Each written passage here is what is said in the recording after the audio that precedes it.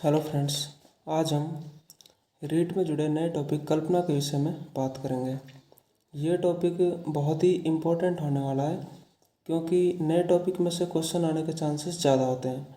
तो friends, video को last तक देखें, ये वीडियो आपके लिए बहुत इम्पोर्टेंट होने वाली है। फ्रेंड्स, हम बात कर रहे हैं कल्पना की। कल्पना मतलब इमेजिनेशन।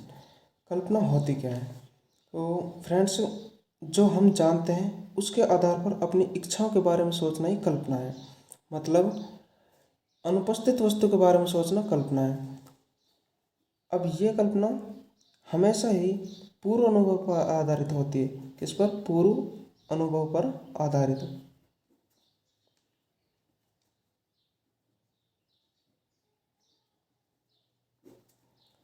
तो फ्रेंड्स, कल्पना में हमें ये चीज़ याद रखनी है कि जो हमारे जो पूर्व अनुभव हैं, जो हम पहले ही अनुभव प्राप्त कर चुके हैं, उनके आधार पर हम कल्पना करते हैं।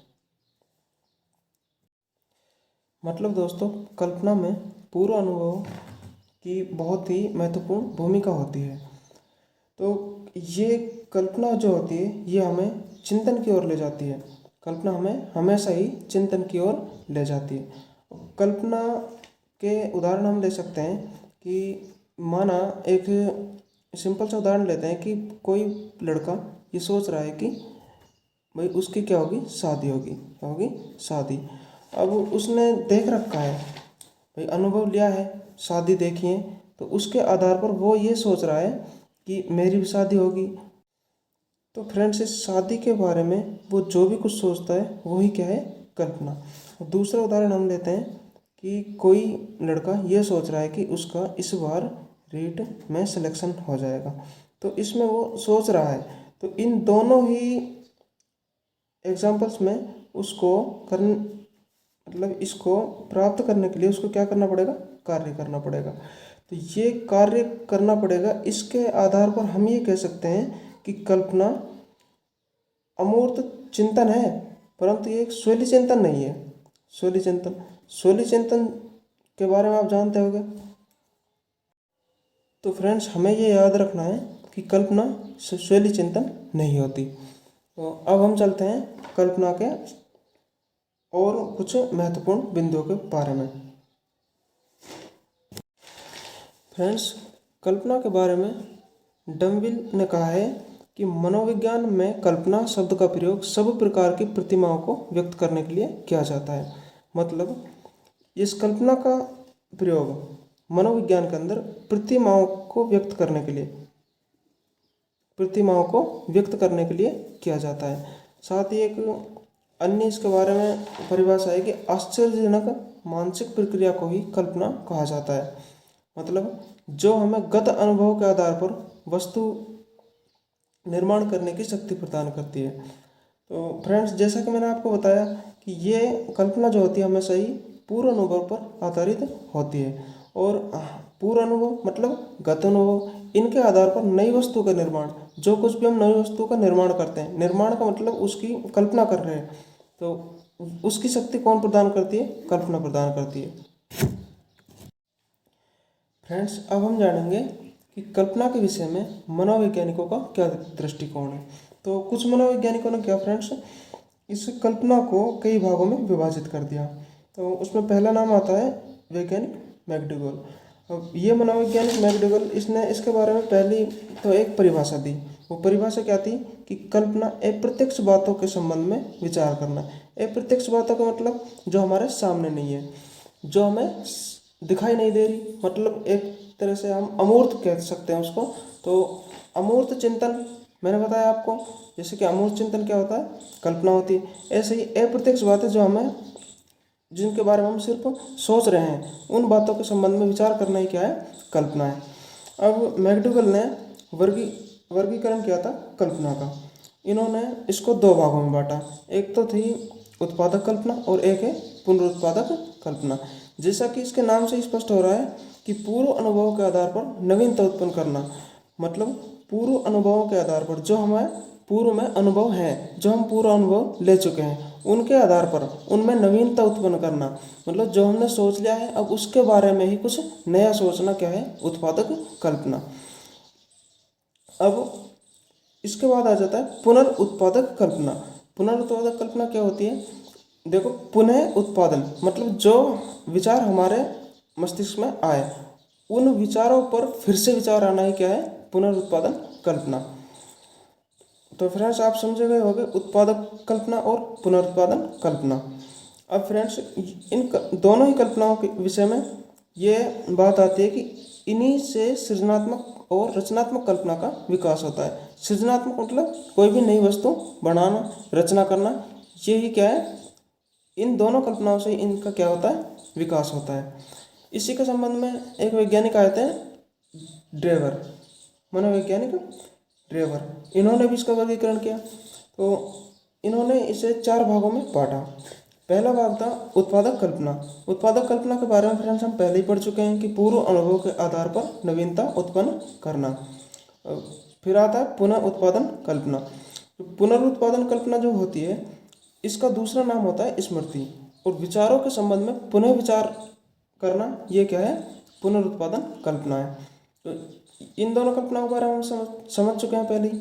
अब तीसरे नंबर पर आती है आदानात्मक कल्पना। ये आदानात्मक कल्पना क्या होती है? जो काम हम दैनिक जीवन में करते हैं, मतलब जो भी काम दैनिक कार्य से संबंधित है, उनमें आदानात्मक कल्पना आती है। अब फ्रेंड्स चौथे नंबर पर ड्रेवर ने बताया था सृजनात्मक कल्पना के बारे में। तो फ्रेंड्स ड्रेवर ने ये चौथी जो कल्पना बताई है सृजनात्मक कल्पना, इसको इन्होंने 2 भागों में विभाजित किया। इसमें पहला भाग था इसका कार्य साधक कल्पना। कौन सी कल्पना? कार्य साधक कल्पना। और दूसरा आता है सौंदर्यात्मक कल्पना। दूसरा क्या है? सौंदर्यात्मक कल्पना। तो फ्रेंड्स कार्य साधक कल्पना मतलब भौतिक वस्तुओं के बारे में। हमने माना कि कोई कमरा बनाना है, कोई कमरा बनाना है, उसमें क्या मटेरियल लगेगा, उसका स्वरूप कैसा होगा, ये क्या होता है? कार्य साधक कल्पना के अंतर्गत आता है। दूसरे नंबर पर था इसका सौंदर्यात्मक कल्पना। इसके नाम से ये कि मतलब सुंदर वस्तुओं के बारे में सोचना, ये क्या है? सौंदर्यात्मक कल्पना कहलाती है।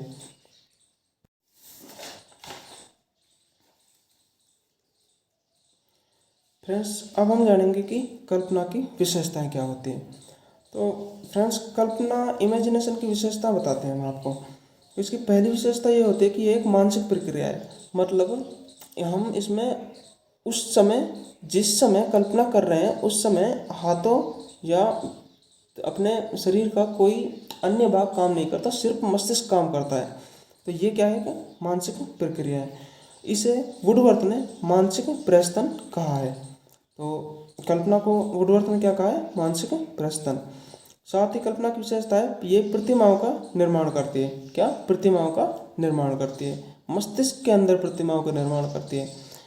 इसकी अगली विशेषता है फ्रेंड्स, कल्पना हमेशा पूर्व अनुभव पर आधारित होती है। ये हमें याद रखना है। ये कल्पना के अंदर एक इम्पॉर्टेंट चीज़ है कि कल्पना हमेशा ही पूर्व अनुभव पर आधारित होती है। और ये कल्पना जो होगी हमेशा रचनात्मक और सृजनात्मकता को बढ़ावा देती है। तो ये क्या है? सृजनात्मक और रचनात्मक कल्पना है। और इसका संबंध मौलिक चिंतन से है। जैसा कि मैं आपको पहले ही बता चुका हूँ कि इसका संबंध कभी भी स्वैली चिंतन से मत लगाना आप। ये क्या है? मौलिक चिंतन से। स्वैली चिंतन अर्थात इच्छाओं की अभिव्यक्ति, ऐसी इच्छाएं जिनकी पूर्ति अधिकांशतः असंभव सी होती है। तो फ्रेंड्स अब आता है उत्पादन करने का विचार प्रदान करती है। मतलब कल्पना क्या करती है? उत्पादन करने का विचार प्रदान करती है। अब हम फ्रेंड्स जानेंगे कि इसके शिक्षा में महत्व क्या है। किसके? कल्पना के शिक्षा में महत्व क्या है। तो फ्रेंड्स जो भी हम टॉपिक पढ़ते हैं, कोई भी बिंदु पढ़ते हैं साइकोलॉजी के अंदर, वो महत्वपूर्ण इसीलिए पढ़ते हैं कि उसका शिक्षा में क्या महत्व है। तो इसके भी शिक्षा में महत्व है, वो हम देखेंगे। इसका पहला महत्व है कल्पना बालक को चिंतनशील बनाती है। कल्पना बालक को चिंतनशील बनाती है। मतलब कोई भी बच्चा कल्पना कर रहा है, वो किसी चीज़ के बारे में सोच रहा है, तो उसके बारे में क्या कर रहा है? चिंतन कर रहा है। तो इसका मतलब कल्पना क्या कर रही है? बच्चे को चिंतनशील बना रही है। दूसरा इसका महत्व ये है शिक्षा में कि ये बालक में रचनात्मक शक्ति का विकास करती है। रचनात्मक शक्ति का विकास करती है। इसलिए ये शिक्षा में बहुत ही महत्वपूर्ण है। और अमूर्त चिंतन प्रदान करती है, ये हम पहले ही पढ़ चुके हैं। साथ ही दमित इच्छाओं और अभिलाषाओं को पूर्ण करने का अवसर प्रदान करती है। मतलब कल्पना क्या है, जो इच्छाएं दमित हैं, मतलब जो इच्छाएं दबी हुई हैं, कुछ अभिलाषा हैं, उनको पूर्ण करने का अवसर प्रदान करती है। किसको? छात्र को या बालक को। अनुभव से आगे सोचने की शक्ति प्रदान करती है। मतलब अनुभव तो कल्पना में हमेशा ही महत्वपूर्ण होते हैं, तो उन अनुभवों से आगे सोचने की शक्ति कौन प्रदान करती है? कल्पना प्रदान करती है। Thank you friends. आशा करता हूँ ये वीडियो आपको बहुत अच्छी लगी होगी। तो फ्रेंड्स, और वीडियो हमारे देखने के लिए हमारे चैनल को सब्सक्राइब करें। फ्रेंड्स, ये टॉपिक जो है कल्पना, ये रीड के अंदर अभी भी नया जुड़ा है और नया टॉपिक है और छोटा टॉपिक है। हम इसको ये सोचकर नहीं छोड़ सकते कि ये एक छोटा टॉपिक है, परंतु क्या है कि ये नया टॉपिक है तो इसमें से क्वेश्चन आने के चांसेस ज़्यादा हैं। अब जितना हमने पढ़ा वो काफ़ी है, हमारे हिसाब से वो काफ़ी है, लेकिन पढ़ने को तो बहुत लिखा हुआ है किताबों में, पर एक सफल छात्र जो होता है वो पढ़ता है जो कि सिलेक्टेड चीज़ होती है। तो फ्रेंड्स, मैं इसके संबंधित कुछ क्वेश्चन और लाऊंगा आपके सामने। तो ये कल्पना टॉपिक जो होगा हमारा, इसको हम बहुत सारा कवर करने की कोशिश करेंगे। Thank you.